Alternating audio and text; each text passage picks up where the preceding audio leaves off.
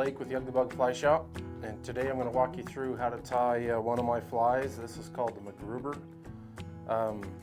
I initially came up with this pattern back when I used to guide in Montana, and obviously have kind of expanded it over the years. So we're going to start with or cover the original initial one, which is the black version.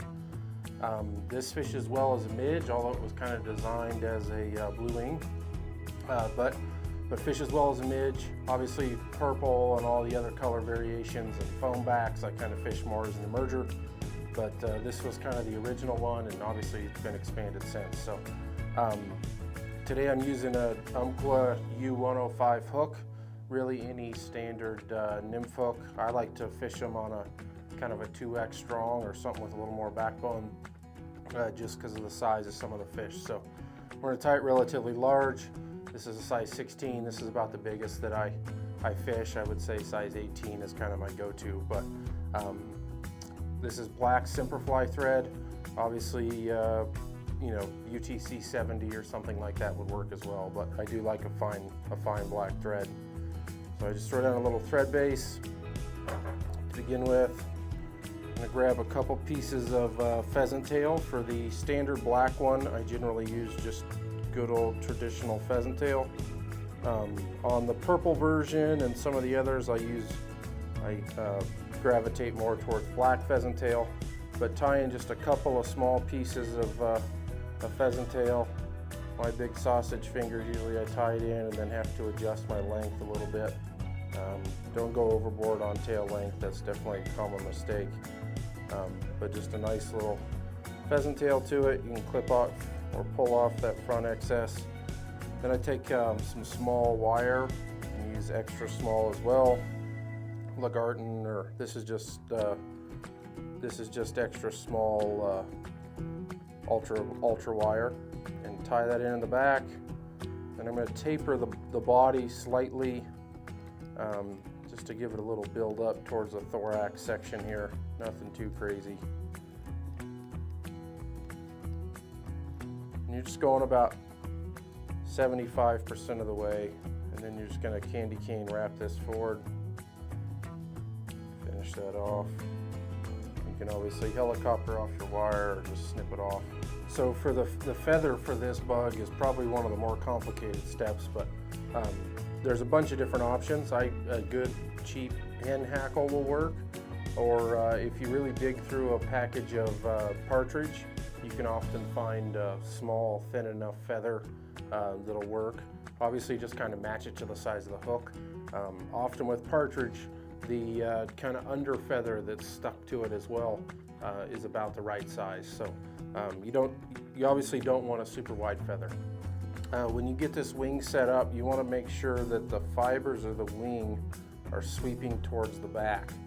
So you have to think about it just a little bit, and we're going to tie it in upside down so that when I flip it over, all those fibers are pitching towards the rear.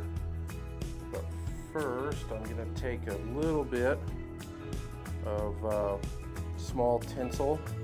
You can obviously use midge flash or something like that if you'd like, but I'm going to put a little flashback on this, so I'm just putting in a small piece of tinsel right on top. I'm going to lay that back and kind of out of my way, and then I'm going to grab my feather. I like to expose the quill itself just slightly so that I have a nice little tie-in point. I'm going to tie that in right there, trying to keep it so that the center of the feather is right smack center of the hook. Kind of sweep that back out of my way. And then you can use kind of whatever dubbing of your choice. Superfine works well. The pattern itself and what I normally use is ice dub, and I'm taking just a little teeny tuft of peacock ice dub. Obviously I tie this in purple and green and a bunch of different colors, and really the thread on the back and the wire, all the steps are the same, just kind of different colored ice dub. So I like to sweep that feather out of my way, and I'm going to throw down a little thorax ice dub here. Make sure you don't crowd your eye too much. And then from here, we're just going to take that feather and flip it forward, making sure that the center of the feather base, then I kind of comb it back so I get a fair bit of that downy wing as part of it. And then capture that, and then I actually take my flashback and I pull that over the top, and I'll capture that as well. And then if I'm crowding the eye just a little bit, before you trim it, if you'll lift up on these two pieces and give it a little tug, that'll help sweep it back for you if you needed to. And then I just trim her off nice and close. You can obviously, this, pretty delicate material, you can probably helicopter it off if you choose to.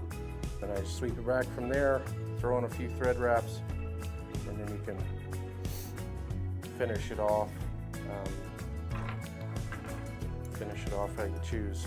So from here, to make it a little more durable, you sure can throw on some UV glue. Obviously it's gotten a little easier since I first developed it when I was used to put epoxy on the back. But you could throw on a little bit of UV glue over that flashback and give it a little shell. You just want to make sure that you don't throw too much on there. I think one reason the fly works well is that wing shuffles and moves and undulates in the current.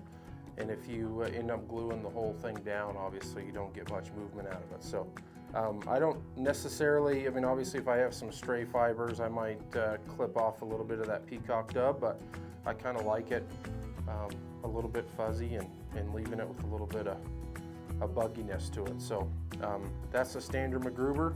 Obviously I tie it in glass bead, foam back, about 5 different color variations. And then just this year released the tungsten bead version that you can find here at the Ugly Bug Fly Shop or find online with us at uglybugflyshop.com. Thanks for watching.